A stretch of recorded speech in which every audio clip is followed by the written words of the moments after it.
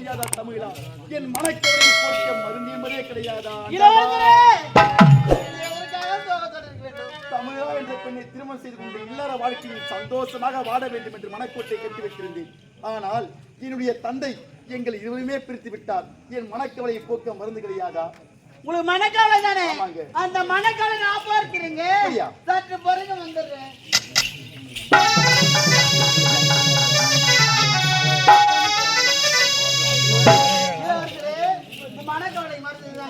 மனக்கவலையை போக்க மருந்து இருக்கிறதா? இந்த மருந்தை குடிச்ச மனக்கவலை அடுத்து பறந்து போயிடும். குடிக்கிறேனே என்னங்க இது? ஒரே துர்நாற்றம் அடிக்குதே. ஆரம்பத்துல அப்படிதான் போக போக சரியா போயிடுங்க. அப்படியா? ஆமா.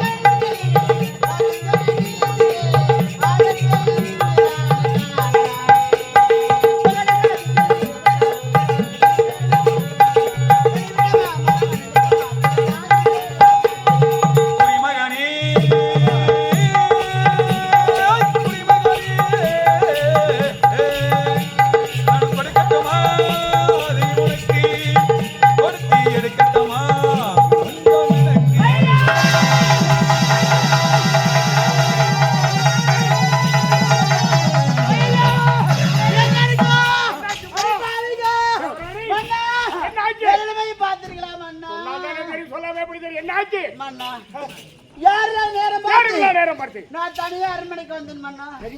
உங்களை பார்க்கலாம் என்று யாருமே கிடையாது. இளவரசர் மட்டும் தனியா அமர்ந்திருந்தார். ஆமா, நான் வருவதை பார்த்து என் அழகை பார்த்து என் இடையை பார்த்து என் உடையை பார்த்து என் கைப்பிடிச்சிருது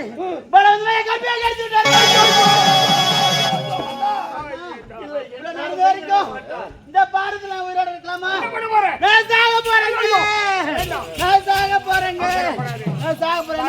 நான் சாக போறேன். என்னோட நான் சாக போறேன். நீ சாப்பிடுறியா? நானும் வந்து செத்துறேன். என்ன பார்த்தாயா உன் கணவனுடைய நாடகத்தை?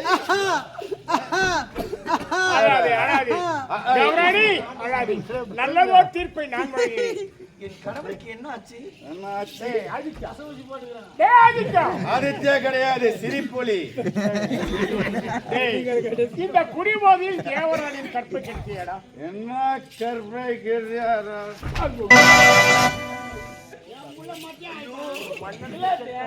பேசும்போது பேச்சா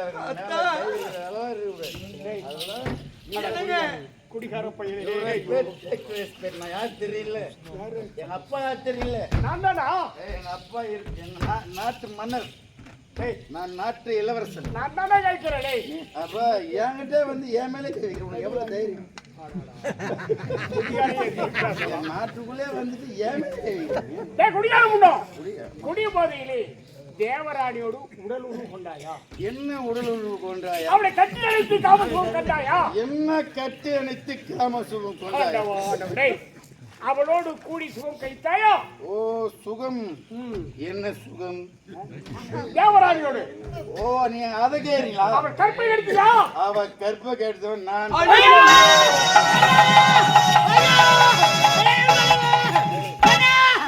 சாக போறேன். என்ன விடுங்க, என்ன விடுங்க, நான் சாக போறேன். என்ன விடுங்க, என்ன விடுங்க. ஏழை பெண்ணுக்கு நீதி கிடைக்க வேண்டும் அண்ணா. என்னை யாரு ஏற்றுக்கொள்ளுவாங்க? அவர் கன்னி பெண்ணாச்சு. அவசரப்படாது. நல்லது ஒரு தீர்ப்பை நானே வழங்க. சொல்லுங்க மன்னா. என் மகன் குடிபோதையிலே உன்னுடைய கற்பையே சூறையாடி இருக்கிறான். ஆமா, உன் வாழ்க்கையே பாழாகி இருக்க. என்னை யாரு ஏற்றுக்கொள்ளுவாங்க? எந்த ஆடவர் மனக்கு முன் வருவாங்க மன்னா? அவசரப்படாது. என்னுடைய மகன் ஆதித்தனுக்கு முதல் தாரம் ஒருத்தி இருக்கேன். இரண்டாவது தாரமாக உன்னையே என்னுடைய மகனுக்கு நான் திருமணம் செய்கிறேன்.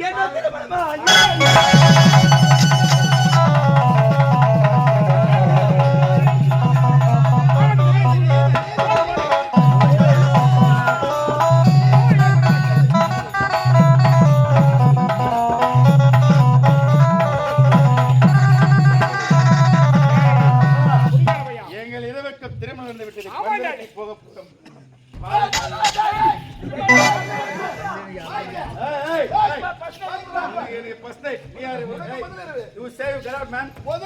பெத்த அப்பன கை பிடிச்சி பெட்ரூம் கிட்ட போன முதல் கல்யாணம்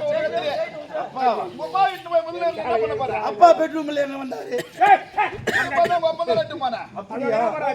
இருக்கிறாள் பாரு. அப்படின்னா பொண்ணு மாறி போச்சா? பொண்ணு மாறா, நீ தான் மாத்திட்டு போயிட்ட. உன் மனைவி எப்படியோ திருமணம் முடிந்தது, நீதி நிலைத்து விட்டது. அப்புறம் எப்படிங்கள் பார்க்கலாம்.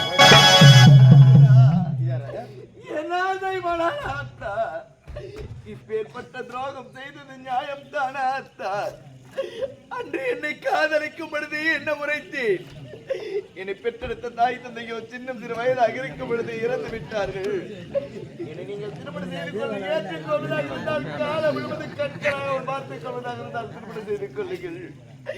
இல்லை என்றால் என்னை விட்டு விடுங்கள் என்று எடுத்துரைத்தேனே. எனக்கு இப்பேற்பட்ட துரோகத்தை செய்ய எப்படித்தான் உங்களுக்கு மனம் வந்தது? ஐயோ, ஏகப்பத்திரி விரதமாக இருப்பேன் என்று நான் நினைத்தேனே. எனக்கு இப்பேற்பட்ட துரோகத்தை செய்து கனவிலும் காணவில்லையே. ஐயோ பாவம், யார் பெத்த பொண்ணுனே தெரியல. நீ ஏமா அழுவுற? உன் புருஷன் உன்னை விட்டு எங்கேயாச்சும் ஓடி போயிட்டானா? அவன் எங்க போயிருந்தாலும் சரி, அவன் ஸ்டேட் விட்டு ஸ்டேட் தாண்டி இருந்தாலும் அவனை தேடி கண்டுபிடிச்சு உன்னை ஒப்படைக்க வேண்டியது என்னுடைய பொறுப்பு. இது உனக்கே நியாயமாக நீதியாக தெரிகின்றதா? காதல் பண்ணியது எனக்கு தொட்டு தாலி கட்டிய கணவர் என்று பாராமல் அவளோடு கூடி சுகம் கழித்தது நியாயமாக தெரிகின்றதா? என்ன பார்த்த என்ன கேட்ட? நான் தாசியா, நான் வேசியா, நான் தேவடியா? டேய், வேலையை பார்த்தாயா? இன்னொன்னு சிறுக சிறுக சிறுக சாகடிக்கணும். இதுதான் ஆரம்பம். இன்னும் போக போக என்ன நடந்தீங்க?